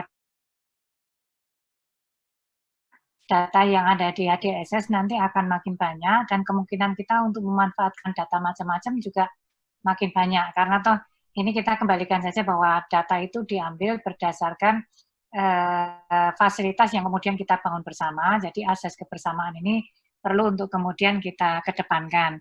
Begitu juga untuk data yang diambilnya pakainya biosampel begitu ya, kita berharap sisa sampelnya itu pun kemudian nanti bisa dihibahkan ke HDSS. Jadi itu masih kalau bisa sampai ke arah sana itu akan saling menguntungkan. Cuman sejauh ini karena masih ada COVID ya kita belum bisa untuk ngambil data, apalagi ngambil biosampel. Ya ini untuk kalau nanti sudah nggak COVID begitu ya. Terima kasih, moga-moga bisa menambahkan atau menerangkan dengan baik. Terima kasih Bu Fatwa dan Bu Jaja untuk penjelasannya. Untuk di sini tadi ada yang minta untuk mengulangi terkait ilustrasi ini. Jadi apakah individual panel ini bisa lebih dari satu anggota rumah tangga di setiap rumah tangganya. Tidak bisa Bapak Ibu. Jadi untuk individual panel ini hanya dipilih satu ART berusia 25 sampai 64 tahun di setiap rumah tangga seperti itu. Jadi nanti setiap rumah tangga hanya ada satu individual panel. Kalau tidak ada yang berusia rentang tersebut, berarti memang tidak ada responden individual panel. Kemudian akan saya lanjutkan. Untuk permohonan data hingga nanti di-approve penggunaan datanya berapa lama waktunya?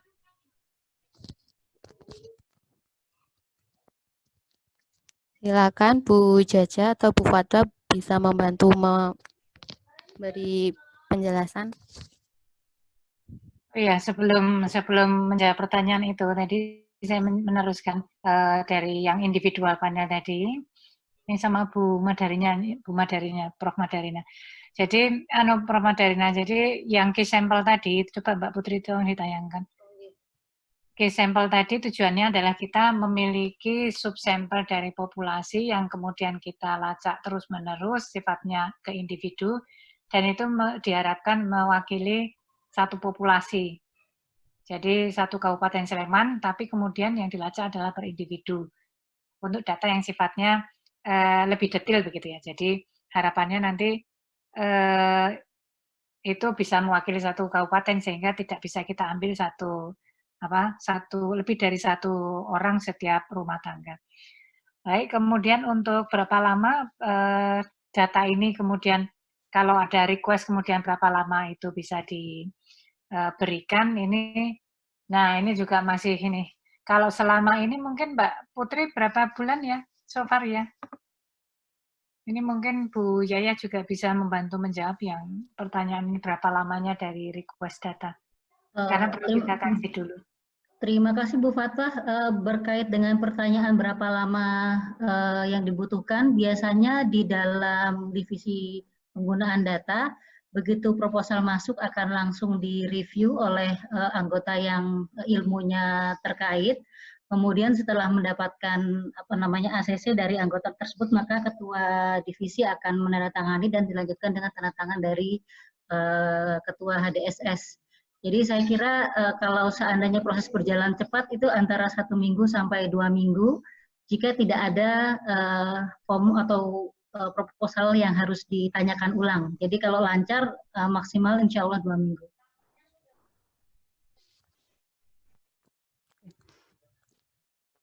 Baik, semoga sudah cukup jelas.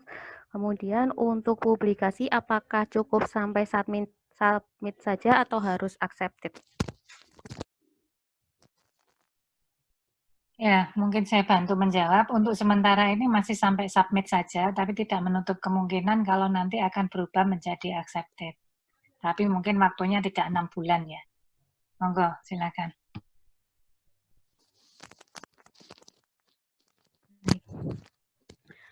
Ada tambahan Bu Jaja? Tidak, terima kasih. Mungkin menyambung diskusi saja berkaitan publikasi, Bu Fatwa. Apakah harus dalam bentuk jurnal atau bisakah hanya bentuk misalnya poster untuk pergi ke conference misalnya? Apakah itu sudah termasuk publikasi? Kalau melanjutkan pertanyaan.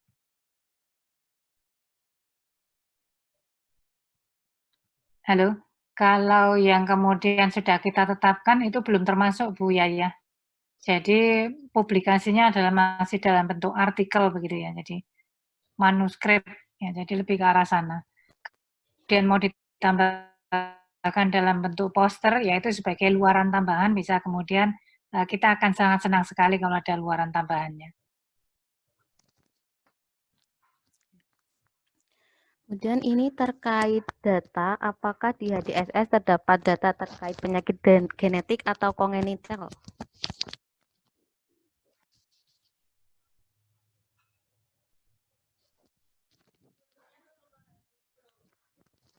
Ya itu Mbak Putri sendiri itu.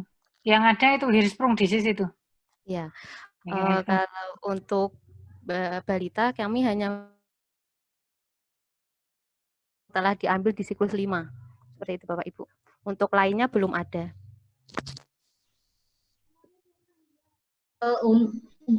ikut bantu menjawab. Kalau untuk data pedigree tidak dicatat, Bu Retno.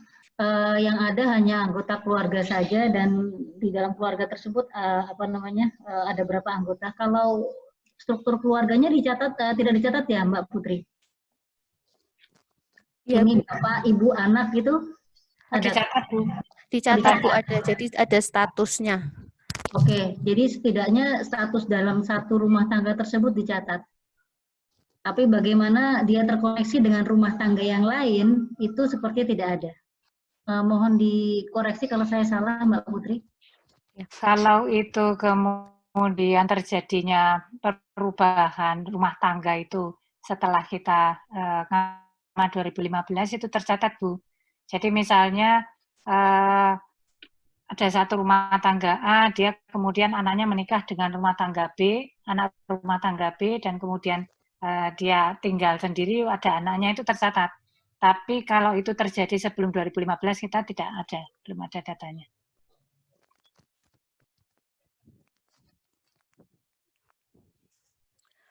Terima kasih Bu Fatwa dan Bu Jaja. Untuk selanjutnya, apakah tadi yang struktur datanya ada yang ditanyakan kembali?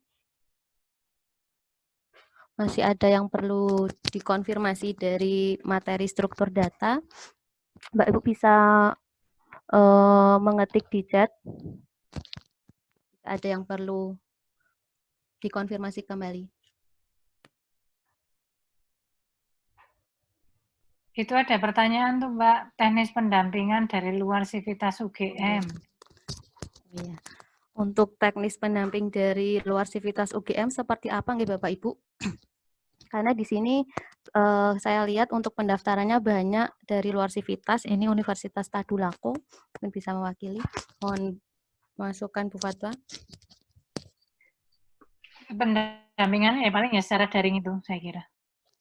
Pendampingan secara daring, jadi seperti workshop yang kita rencananya akan kita adakan itu Utopia ya. Jadi setelah sesi yang kedua, kemudian akan dilakukan pendampingan berikutnya dalam kelompok yang lebih kecil sesuai dengan topik-topik begitu ya, sesuai dengan topik-topik dan didampingi begitu. Mungkin tidak akan terlalu ke arah ilmiahnya, tapi lebih ke arah teknis untuk datanya itu sendiri ya. Jadi linknya nanti. Lagi UGM ada satu anggota dari FKKMK UGM yang dilibatkan dalam grup tersebut. Jadi misalnya Bu Amelia Rumi itu nanti akan setelah tahu topiknya apa, mungkin akan kita koneksikan dengan salah satu peneliti di FKKMK. Nah, diskusinya itu bisa dengan tiga pihak, dari Bu Amelia, dari sesama peneliti dari FK, dan juga dengan HDSS. Jadi mungkin kalau akan lebih jelas lagi kalau seandainya demikian. Dan ditambah lagi bahwa kalau sepanjang berjauhan ini, ya diskusinya diskusi yang sifatnya online, dan kami pikir itu bisa dimungkinkan. Bu Fatwa jika ingin menambahkan. Ya, saya kira seperti itu.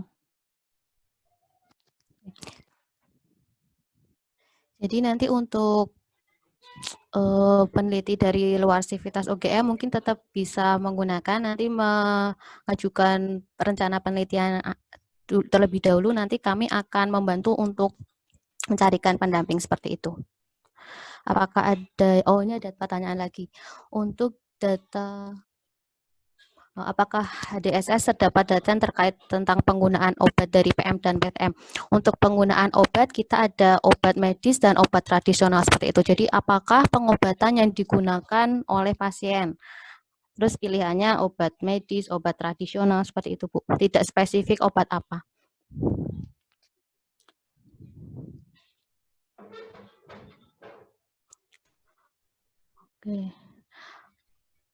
Oke, ini ada yang bertanya lagi, jika data set telah diperoleh, apakah ada fasilitasi dari HDSS?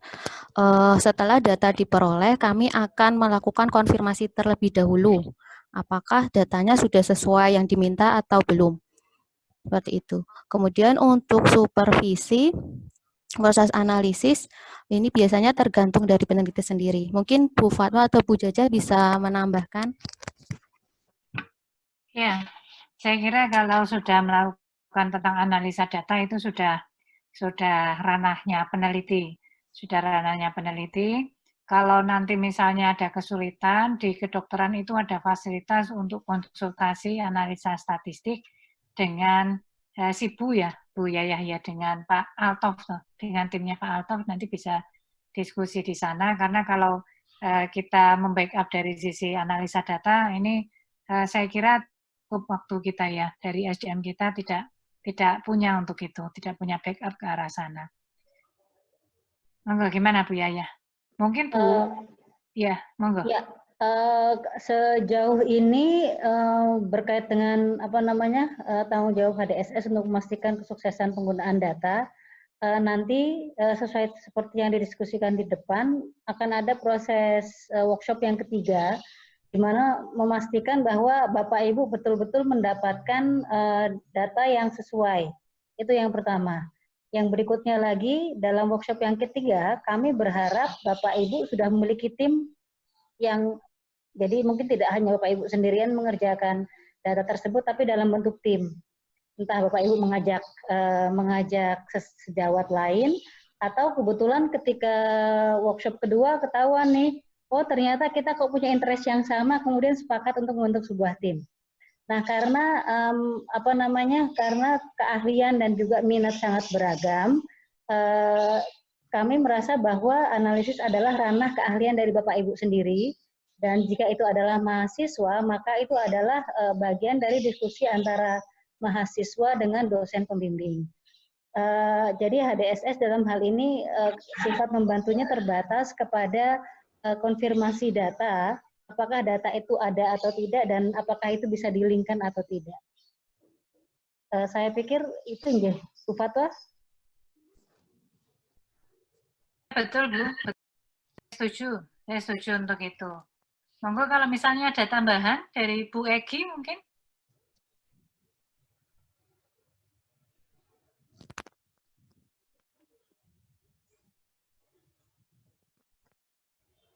Silakan Bu Egi. Saya lanjut dulu nggih sambil nunggu Bu Egi. Ini ada informasi dari Dr. Tite untuk informasi klinik statistik, nanti bisa menghubungi saya Bu FKKMK UGM seperti itu. Kemudian ada pertanyaan lagi untuk penyakit tidak menular kepada anak-anak, contohnya apa saja? Untuk penyakit tidak menular ini, seperti kami ada 5 jenis penyakit tidak menular, seperti kanker, DM, hipertensi, kemudian asma. Ini nanti bisa dihubungkan ke anak-anak. Anak-anaknya usia berapa? Nanti bisa dipilihkan seperti itu. Mungkin bisa ditambahkan, Bu Jaja.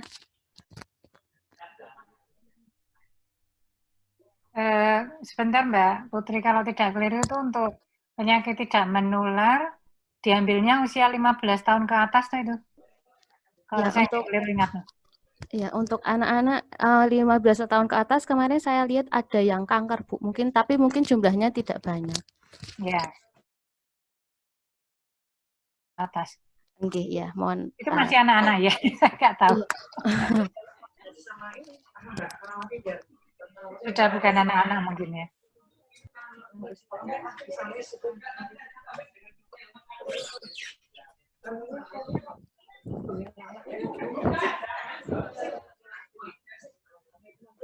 Nah, kemudian ada pertanyaan lanjutan terkait pembiayaan kesehatan ANC kelas ibu hamil seperti itu, apakah ada?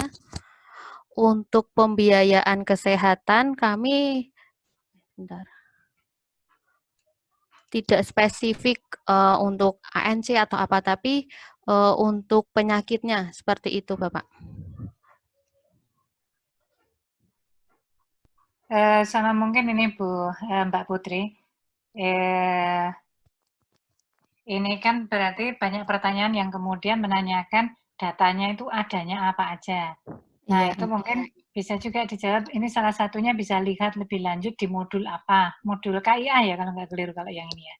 iya Bu, Dari KIA. modul KIA, kalau yang Anissa Rizky ini di modul apa? PTN. Bisa dibaca sendiri di modul Ya, PTN, PTM, dicari di website. PTM di siklus 2 untuk yang menular anak-anak ini bisa dilihat modulnya apa saja, penyakitnya apa saja bisa dilihat di kuesioner HDSS siklus 2. Seperti itu. Ada pertanyaan lagi Bapak Ibu? Silahkan. Waktunya masih 3 menit, mungkin bisa 1 pertanyaan lagi.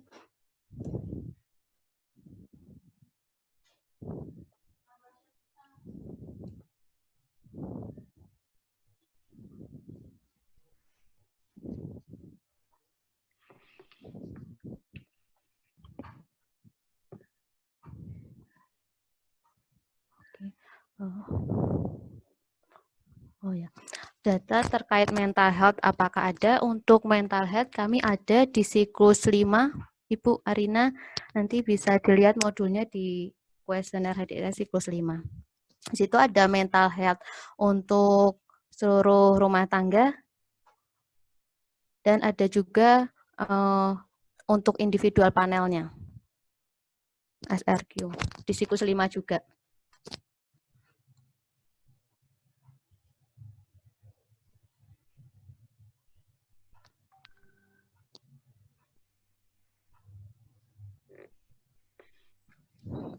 Oh, sepertinya sudah tidak ada pertanyaan lagi.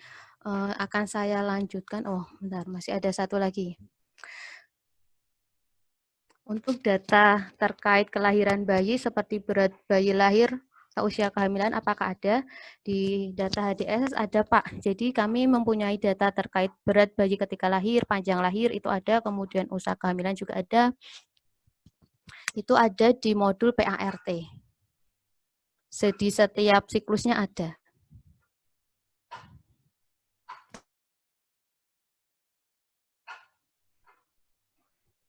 Dan pengambilan datanya adalah melalui wawancara ini ya Mbak ya? Oke Bu. Pengambilannya melalui wawancara ke ibunya, ke responden utama atau jika ada ibunya akan dijawab oleh responden tersebut. Oke, untuk sepertinya sudah tidak ada. Nanti kalau ada tambahan. Jadi untuk data terkait panjang lahir ini kami dapatkan dengan melihat bukunya Bu, buku KIA milik Ibu. Seperti itu. Jadi dari data sekunder, bukan untuk pengukuran secara langsung.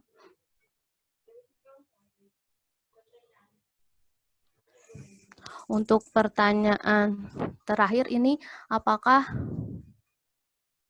tidak ada data yang diambil melalui lab? Ya, tidak ada. Jadi untuk data HDSS semuanya adalah wawancara, kecuali tadi kami mengambil sampel darah, kemarin sudah pernah kerjasama dengan biobank, tapi ini belum bisa digunakan oleh yang lain. Mungkin Bu Jaja bisa menambahkan.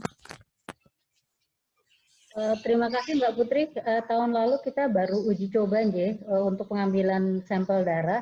Kebetulan ini terkait dengan memodelkan kohort biobank, di mana data dan sampel darah diambil. Dan itu dari situ kita melihat bahwa mengambil sampel darah itu dimungkinkan pada sebuah subpopulasi dalam masyarakat. Akan tetapi yang perlu dipahami juga oleh peneliti adalah masalah pembiayaan, pelaksanaan, dan juga sharing. Dan itu yang masih kami kelola, akan tetapi pengambilan biosampel itu dimungkinkan sejauh ini. Jadi silakan kalau Bapak Ibu ingin melakukan kohort nested atau nested saja, ingin mengambil biospesimen itu dimungkinkan.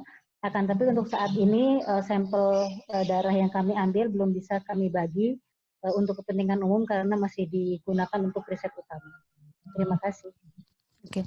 Untuk pertanyaan selanjutnya nanti bisa kami jawab melalui grup WA nggih Bapak Ibu. Kami akan melanjutkan ke acara selanjutnya yaitu pengarahan diskusi untuk kegiatan workshop sesi 2 oleh Ibu Jaja Fahiro. Beliau adalah Ketua Divisi Pemanfaatan Data HDSS. Kepada Ibu Jaja kami persilahkan. Terima kasih Mbak Putri. Slide-nya sudah bisa dilihat deh. Saya kok belum lihat. Baik. Selamat siang. Wassalamualaikum warahmatullahi wabarakatuh. Nama saya Yaya. Saya adalah Ketua Divisi Pemanfaatan Data pada HDSS. Bapak Ibu hari ini sudah mengikuti workshop sesi pertama dan mengetahui HDSS itu apa, tujuannya apa, keunggulannya HDSS di mana, sekaligus kelemahan di HDSS di mana. Jadi dari situ Bapak Ibu bisa memperkirakan kira-kira dengan minat riset saya apakah bisa terjawab dengan penggunaan data HDSS ya atau tidak.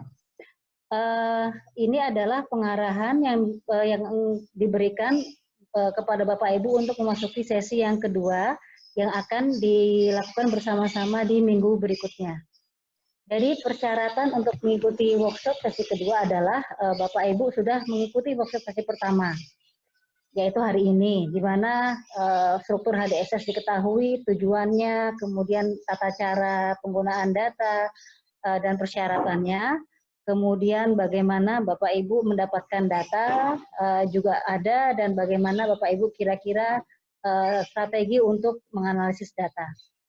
Nah, dari situ Bapak Ibu yang saya lihat ada beberapa yang ikut sudah di tengah-tengah.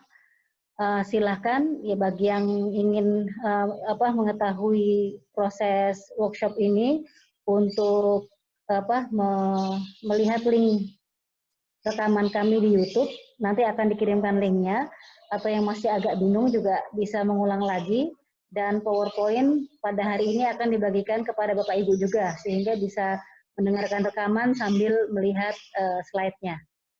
Jadi persyaratan untuk mengikuti workshop sesi kedua adalah sudah mengikuti sesi pertama atau mengikuti rekaman dari sesi pertama ini. Kemudian peserta itu akan dikirim kuesioner berkait dengan rencana penelitian sebelum workshop sesi kedua. Jadi setelah workshop ini Bapak Ibu akan dikirimi kuesioner. Dari situ disilakan Bapak Ibu mengisi tujuan pertanyaan penelitian, kemudian kira-kira variabel apa saja yang diinginkan. Jadi ketika masuk ke workshop semua itu sudah harus dikumpulkan sehingga kami bisa mengetahui dan mengelompokkan kira-kira minat Bapak Ibu di mana dan bagaimana men-treat Bapak Ibu untuk workshop sesi berikutnya. Slide berikutnya. Jadi sesi kedua itu juga sama merupakan sesi diskusi online. Kemudian kegiatan workshop akan dilaksanakan selama 2 hari untuk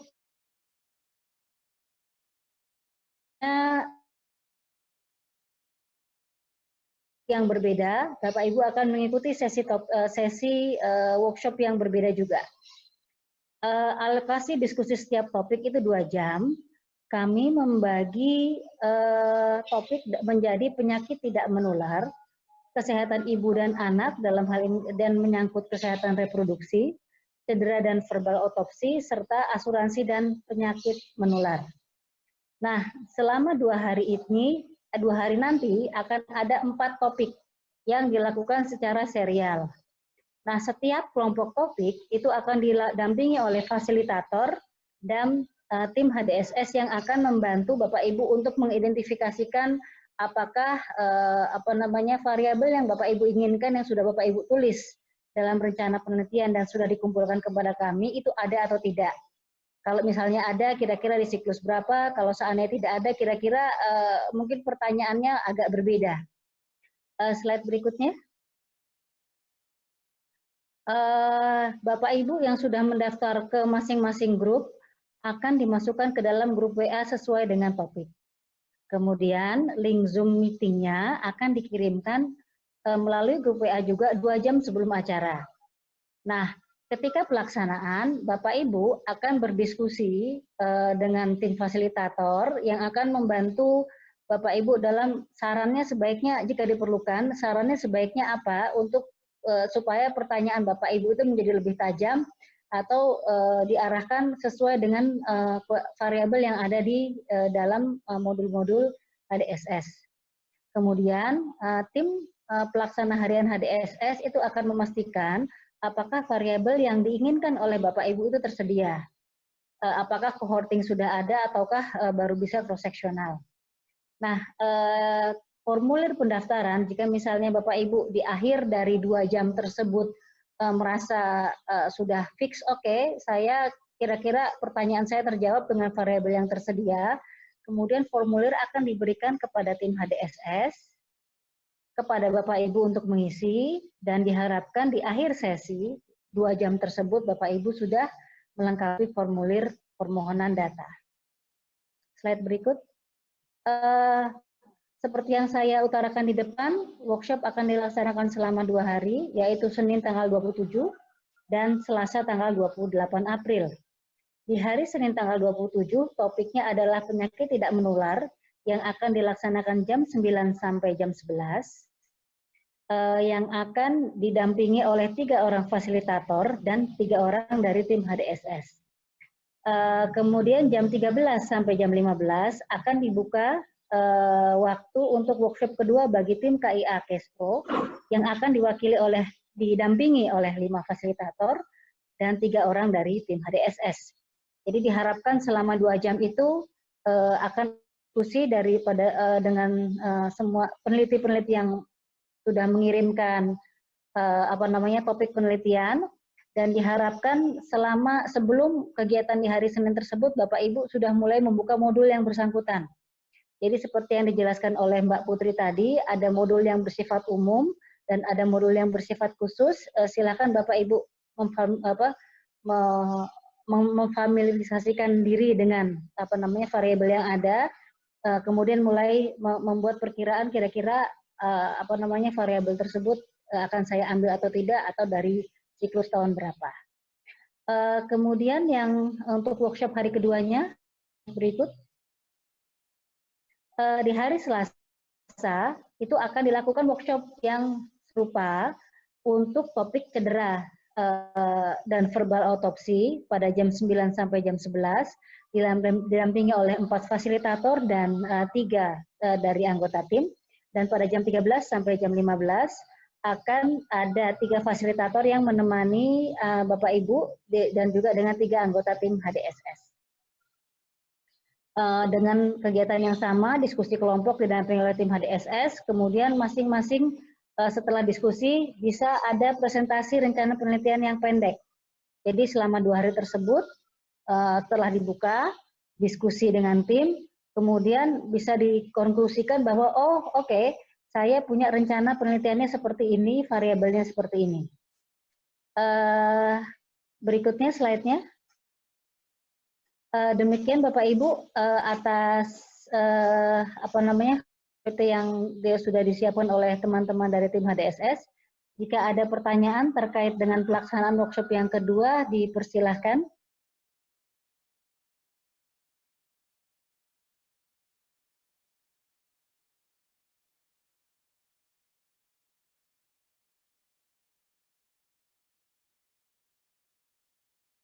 Mohon maaf ada kesalahan dalam poin-poin. Mohon dicatat Bapak Ibu, hari pertama itu workshop untuk penyakit tidak menular dan KIA Kespro akan dilaksanakan di hari Rabu tanggal 29.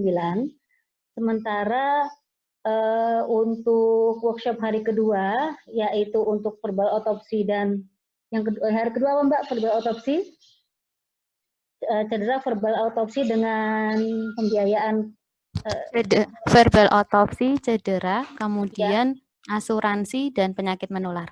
Baik, untuk hari keduanya hari Kamis, tanggal 30 April. Jadi jamnya sama, sementara harinya Rabu dan Kamis, tanggal 29 dan tanggal 30 April.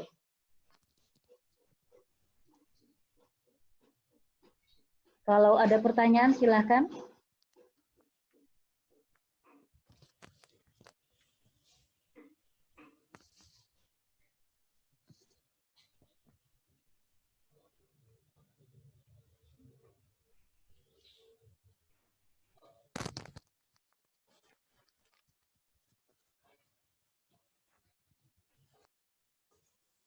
Apakah Bapak Ibu ada pertanyaan?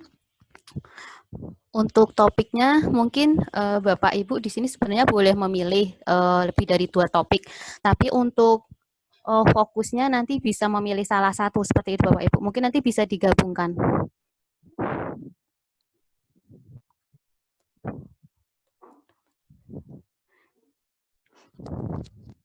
Mbak Putri, kalau untuk mengirimkan kuesioner dan juga kuesioner dikirimkan hari ini, Jeh? Ya, nanti sore saya akan mengirimkan kuesioner terkait rencana penelitian Bapak Ibu. Nanti akan kami beri batas pengumpulannya, ya, kemungkinan di hari Senin nanti batasnya untuk pengumpulan rencana penelitian seperti itu. Hari Senin jam berapa, Mbak? Hari Senin jam 12 siang. Baik. Jadi Bapak Ibu monggo kalau sudah dikirim link untuk monggo diisi. Kemudian ditunggu maksimal di hari Senin jam 12 sehingga kami bisa mengkomparasi permohonan Bapak Ibu. Siapa tahu ada ada yang bisa dikelompokkan dan juga bagaimana tata cara pelaksanaan masing-masing dari grup akan pengajuan di peringkat yang paling tinggi untuk permohonan. Sekitar 70 orang mengajukan topik PTM, sehingga mungkin antara PTM dengan yang terakhir yang asuransi ya, asuransi itu jumlahnya sangat tidak berimbang, sehingga mungkin metodologi yang dipakai akan berbeda. Ini ada pertanyaan dari Dr. Yuda Nurpatria, jika boleh ikut, apakah boleh ikut 2 sesi? Tentu saja boleh, Dr. Yuda, silakan mengisi dua permohonan dan mengikuti dua topik sekaligus. Ada pertanyaan yang lain lagi? Sambil menunggu kalau ada yang bertanya, Bu Yaya, mungkin saya boleh menambahkan sedikit. Silakan Bu Fatwa. Oke, jadi Bapak Ibu mungkin ada sebagian Bapak Ibu, Mas Mbak di sini yang kemudian agak bertanya-tanya kenapa kemudian datanya banyak yang bersifat pengambilan data wawancara gitu, bukan melalui pengukuran. Ya, memang karena waktu keluarga atau waktu keluarga responden ini bersedia diganggu ini tidak banyak Bapak Ibu. Jadi mereka itu maksimal itu hanya bersedia diganggu selama 1,5 jam. Itu saja sudah kemudian kurang begitu senang. Jadi kita tidak bisa memaksakan untuk mengambil data dalam waktu yang lama sehingga itu sebabnya kita juga sulit untuk kemudian mengambil data dalam bentuk pengukuran-pengukuran, itu yang pertama. Kemudian yang kedua karena memang sumber daya yang kita miliki untuk pengadaan peralatannya juga belum mencukupi untuk sampai ke sana. Misalnya kalau pengukuran berat badan, tinggi badan itu kan sebetulnya waktunya singkat, tetapi dari sisi peralatannya kita juga belum bisa memenuhi. Mungkin ke depannya nanti kalau sudah bisa cukup well established, kalau kita bisa menunjukkan kinerja dengan bisa menunjukkan banyaknya publikasi yang bisa kita hasilkan, yaitu mungkin nanti kita bisa mendapatkan pendanaan dengan lebih mudah. Oleh karena itu, kami juga menghimbau Bapak Ibu untuk memanfaatkan data ini yang adanya adalah yang seperti ini. Saya kira ini tinggal bagaimana kita kemudian mencari celah-celah opportunity yang kemudian bisa kita manfaatkan. Biasanya celah-celahnya itu bersifat penelitian-penelitian yang istilahnya kayak semi-deskriptif begitu ya, melihat berdasarkan umur, jenis kelamin, kemudian dilihat berdasarkan waktu, itu nanti akan sangat memungkinkan yang ke arah sana. Dan juga bisa dikombinasikan, disesuaikan dengan keahlian Bapak Ibu. Jadi untuk itu kita perlu bekerja sama Bapak Ibu, kemudian bisa memanfaatkan data ini sehingga sampai publikasi, sehingga kami juga kemudian bisa dibantu untuk kemudian bisa bernegosiasi agar bisa mendapatkan alokasi pendanaan yang cukup untuk pengambilan data yang lebih berkualitas ke depannya. Jadi ini tinggal kita kita sesuaikan opportunity-nya aja. Mungkin itu sedikit dari saya, Bu Yaya. Terima kasih penjelasannya Bu Fatwa. Bapak Ibu, dengan demikian makin jelas kira-kira ya gambaran kira-kira data HDSS itu bisa dipakai untuk penelitian yang model seperti apa. Ada lagi atau ada tambahan informasi dari Mbak-mbak dan Mas-mas yang di tim HDSS berkait dengan rencana pelaksanaan workshop yang kedua? Oh iya, Bu. Kalau saya mau menanyakan ini, kalau misalnya nanti ada peserta yang kemudian mau gabung di seri yang kedua, tadi kan bisa, asalkan dia kemudian sudah melihat rekaman seri yang pertama. Itu langsung daftar aja atau langsung gimana ya? Mekanismenya nanti gimana itu? Kalau saran saya, sebaiknya kalau seandainya cuma sit-in saja, jadi mendengarkan saja tidak masalah. Akan tetapi jika ingin mengarah kepada data, mungkin ada baiknya mendaftarkan sebelum hari Minggu. Dengan demikian kan pengelola bisa mengirimkan kuesioner dan yang bersangkutan akan sempat mempelajari. Mungkin Sabtu maksimal, nggih. Nggih. Terima kasih, Bu Yaya. Sama-sama, Bu Fatwa.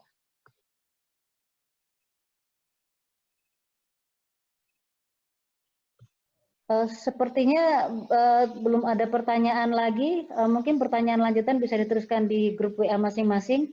Saya kembalikan forumnya kepada pembawa acara. Terima kasih Bapak Ibu. Sampai ketemu di workshop yang kedua. Selamat pagi. Assalamualaikum warahmatullahi wabarakatuh. Waalaikumsalam. Terima kasih Bu Jaja atas penjelasannya terkait pengarahan diskusi untuk workshop kedua. Untuk info lebih lanjut nanti akan kami share infonya ke WA Group ya Bapak Ibu. Saya kembalikan ke Mbak Nisa selaku MC. Terima kasih. Terima kasih kepada Mbak Putri, Bu Fatwa, serta Bu Jaya. Jadi informasi untuk workshop kedua akan kami sampaikan melalui WA Group dan juga Instagram. Materi presentasi hari ini serta rekaman akan kami infokan juga. Ini akan YouTube. Kemudian, baik Bapak Ibu yang kami hormati, demikian acara kita hari ini, workshop pemanfaatan data HDSS Sleman sesi 1. Terima kasih kepada para narasumber yang telah memberikan paparan dan terima kasih kepada Bapak Ibu yang telah turut serta aktif dalam diskusi. Saya Nisa sebagai MC mengucapkan mohon maaf dan terima kasih. Sampai berjumpa lagi di workshop sesi 2 dan wassalamualaikum warahmatullahi wabarakatuh.